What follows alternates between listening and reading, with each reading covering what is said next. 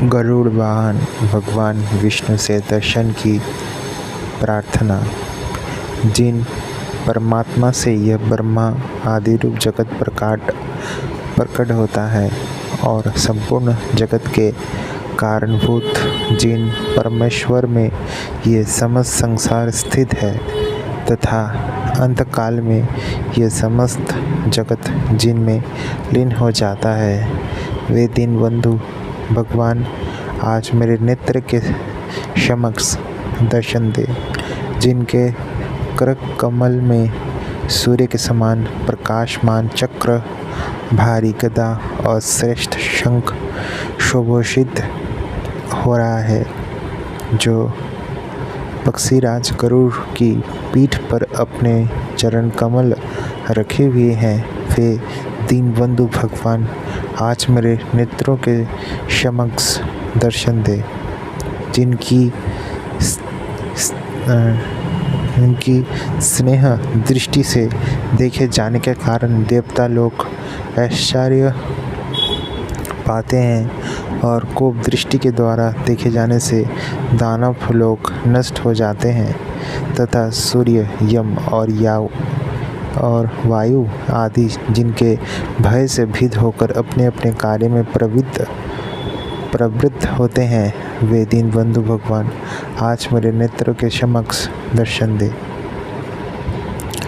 कल्याणकारी संकल्प। जो जागते हुए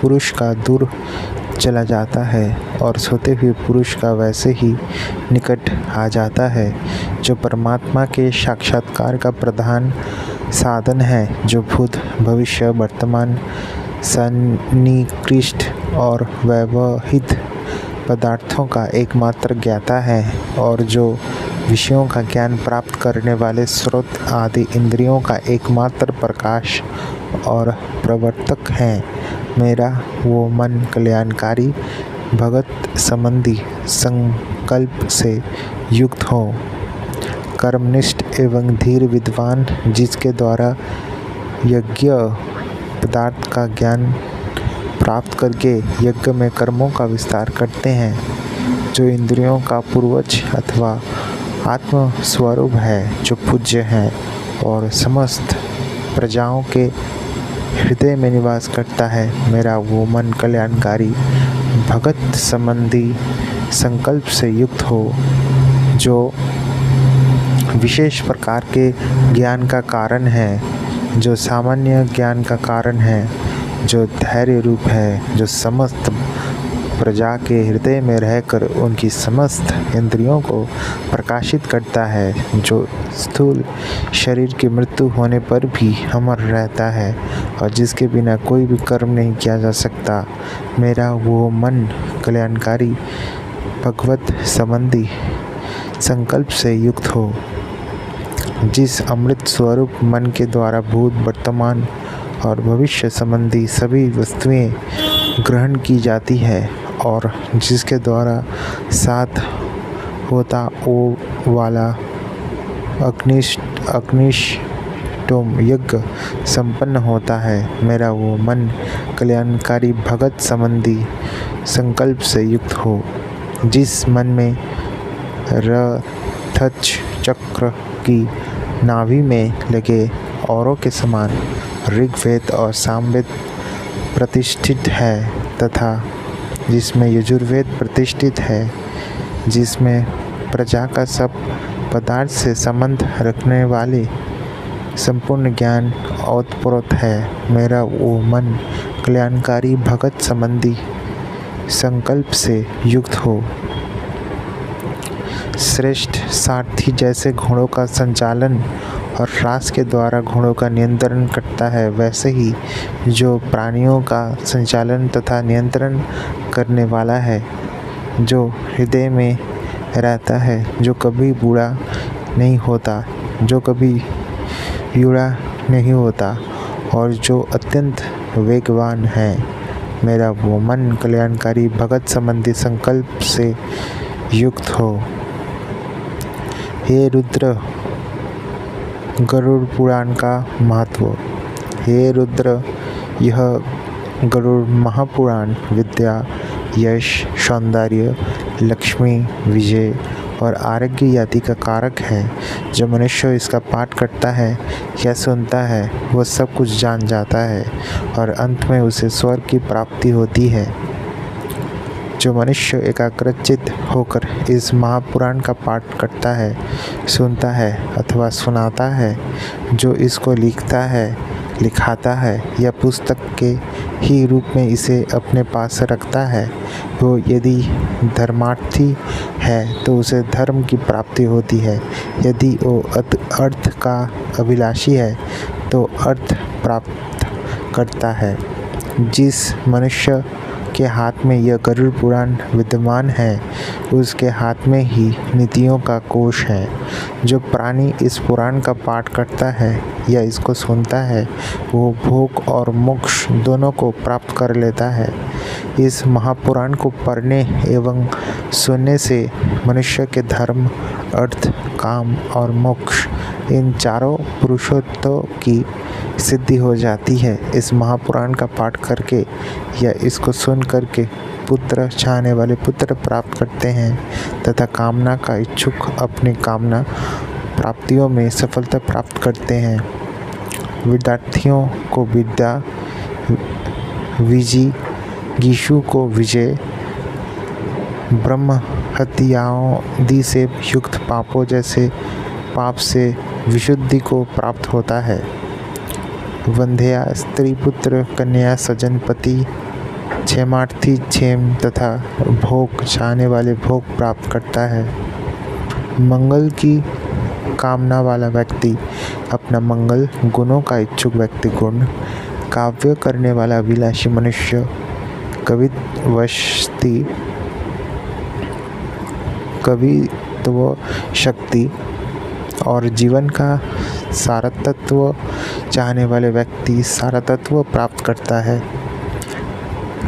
ज्ञानार्थी संपूर्ण संसार का मर्दन करने वाला ज्ञान प्राप्त करता है। हे रुद्र, परिश्रेष्ठ गरुड़ के द्वारा कहा गया यह महागरुड़ पुराण धन्य है।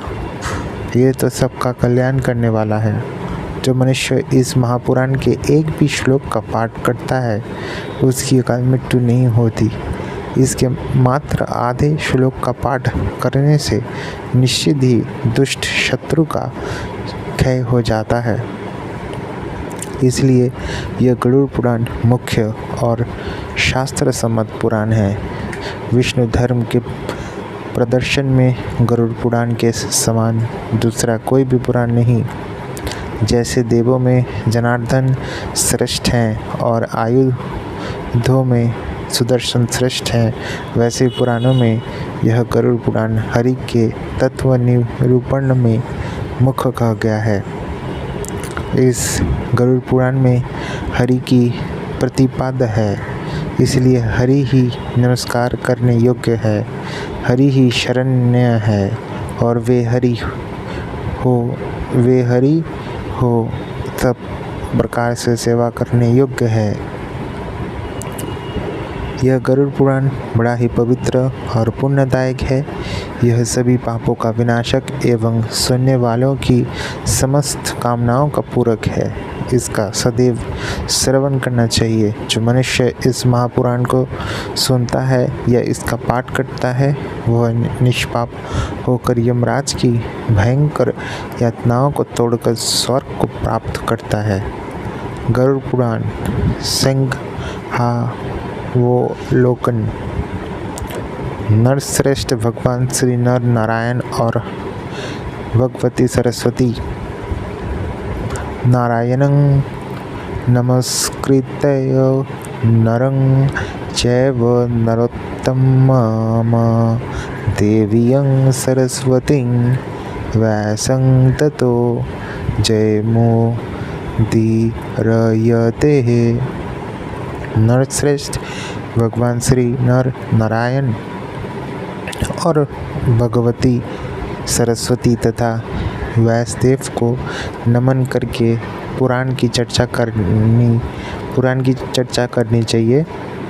पुराण वाङ्मय में गरुड़ पुराण का महत्वपूर्ण स्थान है, क्योंकि सर्वप्रथम परब्रह्म परमात्मा प्रभु साक्षात भगवान श्री विष्णु ने ब्रह्मादि देवताओं सहित देवदेवेश्वर भगवान रुद्रदेव को सभी शास्त्र में सारभूत तथा महान अर्थ बताने वाले इस गरुड़ महापुराण को सुनाया था।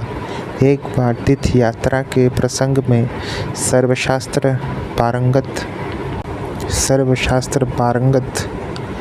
शांतचित महात्मा सुत जी नैमिषारण्य में पधारे। वहाँ शौनक आदि ऋषि मुनियों ने उनकी पूजा की और जिज्ञासा रूप से कुछ प्रश्न भी पूछे। प्रश्नों के समाधान में सूत जी ने गरुड़ महापुराण की कथा उन ऋषियों महर्षियों को सुनाई। सूत जी ने यह कथा भगवान व्यास जी से सुनी थी। व्यास जी को यह कथा पितामह ब्रह्मा से प्राप्त हुई। वास्तव में मूल रूप से इस महापुराण को गरुड़ जी ने कश्यप ऋषियों को सुनाया था। प्राचीन काल में पृथ्वी पर पक्षीराज गरुड़ ने तपस्या के द्वारा भगवान विष्णु की आराधना की, जिससे संतुष्ट होकर प्रभु ने अभीष्ट वर मांगने के लिए कहा। गरुड़ ने भगवान से निवेदन किया कि नागों ने मेरी माता विंता को दासी बना लिया है। हे देव, आप प्रसन्न होकर मुझे यह वरदान करें कि मैं उनको जीतकर अमृत प्राप्त करने में समर्थ हो सकूं और माँ को नागों की माता कद्रु की दासता से मुक्त करा सकूं। मैं आपका वाहन बनूं और नागों को विदीर्ण करने में समर्थ हो सकूं तथा जिस प्रकार पुराण संहिता का रचनाकार हो सकूं वैसे ही करने की कृपा करें। भगवान श्री हरि ने पक्षीराज गरुड़ को यह अविष्ट वरदान प्रदान किए तथा कहा कि आप अत्यंत शक्ति संपन्न होकर मेरे वाहन बनेंगे। विषय के विनाश की शक्ति भी आपको प्राप्त होगी। विषयों के विनाश की शक्ति भी आपको प्राप्त होगी। मेरी कृपा से आप मेरे ही महात्मा को कहने वाली पुराण संहिता का प्रणयन करेंगे। मेरा जैसे स्वरूप कहा गया है वैसे ही आप में भी प्रकट होगा। आपके द्वारा प्रणीत यह पुराण संहिता आपके गरुड़ नाम से लोक में प्रसिद्ध होगी। हे विंतासुत, जिस प्रकार देवों के मध्यम में ऐश्वर्य और श्री रूप में विख्यात हूँ, उसी प्रकार हे गरुड़ सभी पुराणों में यह गरुड़ महापुराण भी ख्याति अर्जित करेगा। जैसे विश्व में मेरा कीर्तन होता है, वैसे ही गरुड़ नाम से आपका भी संकीर्तन होगा। हे पक्षी श्रेष्ठ, आप मेरा ध्यान करके उस पुराण का प्रणयन करें। भगवान के द्वारा यह वरदान दिए जाने के बाद इसी संबंध में कश्यप ऋषियों के द्वारा पूछे जाने पर गरुड़ ने इसी पुराण को उन्हें सुनाया। कश्यप ने इस गरुड़ महापुराण का श्रवण करके गरुड़ की विद्या के बल से एक जले हुए वृक्ष को भी जीवित कर दिया था। गरुड़ ने स्वयं भी इसी विद्या के द्वारा अनेक प्राणियों को जीवित किया था। इस गरुड़ महापुराण के प्रारंभ में सर्ग वर्णन किया गया है। तदंतर देवाचन की विधियाँ प्रस्तुत की गई है। विष्णु स्त्रों कहा गया है जो जीवों के लिए अत्यंत कल्याणकारी है। इसके बाद भोग और मोक्ष को प्रदान करने वाले ध्यान योग का वर्णन हुआ है। मैं जगत का साक्षी, जगत का नियंता और परमानंद स्वरूप हूँ। जागृत, स्वप्न और सुषुप्ति, इन सभी अवस्थाओं में जगत का साक्षी होते हुए भी मैं इन अवस्थाओं से रहित हूँ। मैं ही तुरीय ब्रह्म और विधाता हूँ। मैं दृक् रूप अर्थात समस्त प्रताप का दृष्टा दृश्य एवं दृष्टि हूँ। मैं निर्गुण मुक्त बुद्ध शुद्ध प्रबुद्ध अजर सर्वव्यापी सत्य रूप एवं शिव स्वरूप परमात्मा हूँ। इसी प्रकार जो विद्वान इन परमपद परमेश्वर का ध्यान करते हैं वे निश्चय ही ईश्वर का सारूप प्राप्त कर लेते हैं। यह स्वयं श्रीहरि बुद्ध वाहन भगवान शंकर से कहते हैं कि हे सुव्रत शंकर, आपसे ही इस ध्यान योग की चर्चा मैंने की है। जो व्यक्ति सदैव इस ध्यान योग का पाठ मनन चिंतन करता है वह विष्णु लोक को प्राप्त करता है। भगवान श्री रुद्र पूछते हैं, हे प्रभु, मनुष्य किस मंत्र का जाप करके इस अथाह संसार सागर से पार हो सकता है? इस पर श्री हरि ने उत्तर दिया कि परम ब्रह्मा परमात्मा नित्य परमेश्वर भगवान विष्णु की सहस्त्र नाम से स्तुति करने पर मनुष्य भवसागर को पार कर सकता है। इस क्रम में समस्त पापों को विनिष्ट करने वाले विष्णु सहस्त्र नाम स्तोत्र को भगवान ने उन्हें सुनाया। यह विष्णु सहस्त्र नाम इस पुराण में प्रस्तुत है, जो अन्य विष्णु सहस्त्र नामों से भिन्न है। भगवान विष्णु की आराधना के बाद भगवान सूर्य की पूजा भी वर्णित मिलता है। तदंतर जीवों का उद्धार करने वाले पुण्य प्रदायिनी सर्वदेवमय मृत्युंजय पूजा का निरूपण हुआ है तथा मृत्युंजय जप की महिमा भी प्रस्तुत की गई है। यह मंत्र मृत्यु और दरिद्रता का मर्दन करने वाला है तथा शिव विष्णु सूर्य आदि सभी देवों का कारणभूत है। ओम यू स, यह महामंत्र अमृतेश के नाम से जाना जाता है। इस मंत्र का जप करने से प्राणी संपूर्ण पापों से छूट जाता है और मृत्यु रहित हो जाता है, अर्थात मृत्यु के समान होने वाले उसके कष्ट दूर हो जाते हैं। मैं मंत्र को फिर से उच्चारण करता हूँ। ओम जूं सह। भगवान मृत्युंजय खेत कमलों के ऊपर बैठे हुए वरदहस्त तथा अभय मुद्रा धारण किए रहते हैं। तात्पर्य है कि उनके एक हाथ में अभय मुद्रा है और एक हाथ में वरद मुद्रा, दो हाथ में अमृत कलश है। इस रूप में अमृतेश्वर का ध्यान करने के साथ ही भगवान के बामांगों में स्थित अमृत भाषिनी अमृत देवी का भी ध्यान करना चाहिए। देविका के दाएं हाथ में कलश और बाएं हाथ में कमल सुभूषित रहता है। इन महापुराणों में प्राणेश्वरी विद्या का निरूपण हुआ है। सर्पों के विष हरने के उपाय तथा दुष्ट उपद्रवों को दूर करने के मंत्र दिए गए हैं। शिवार्चन विधि भगवती त्रिपुरा तथा गणेश आदि देवों की पूजा विधि प्रस्तुत की गई है। भोग और मोक्ष प्रदान करने वाली श्री गोपाल की तथा भगवान श्रीधर विष्णु की पूजा वर्णन भी किया गया है। इसके साथ ही श्रीधर विष्णु का ध्यान तथा उनकी स्तुति प्रस्तुत की गई है।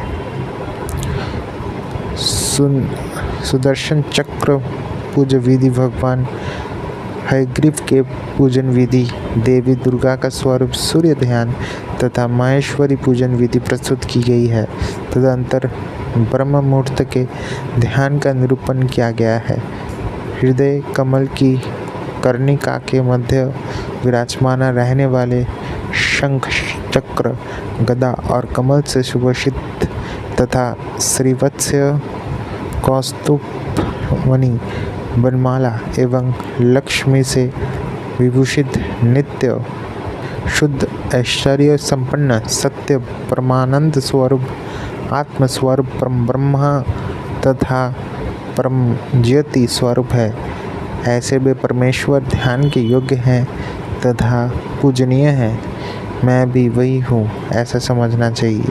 इसी प्रकार आत्मस्वरूप नारायण का यम नियम इत्यादि योग से साधनों से एकाग्रचित्त होकर जो ध्यान करता है वो मनोविद इच्छाओं को प्राप्त होकर देव स्वरूप हो जाता है। यदि निष्काम होकर उन हरि की मूर्ति का ध्यान और सद्वन करे तो मुक्ति प्राप्त हो जाती है। इसके बाद विविध शालग्राम शिलाओं के लक्षण, वास्तुमंडल पूजा की विधि तथा प्रसाद लक्षण वास्तु की दृष्टि से प्रस्तुत किए गए हैं। देव प्रतिष्ठा की भी सामान्य विधि बताई गई है। वर्ण एवं आश्रय धर्मों का निरूपण किया गया है। इसके साथ ही सदाचार एवं शौचाचार की महत्व बताई गई है। वर्णाश्रम धर्म का निरूपण करते हुए ब्रह्मा जी ने व्यास जी से कहा कि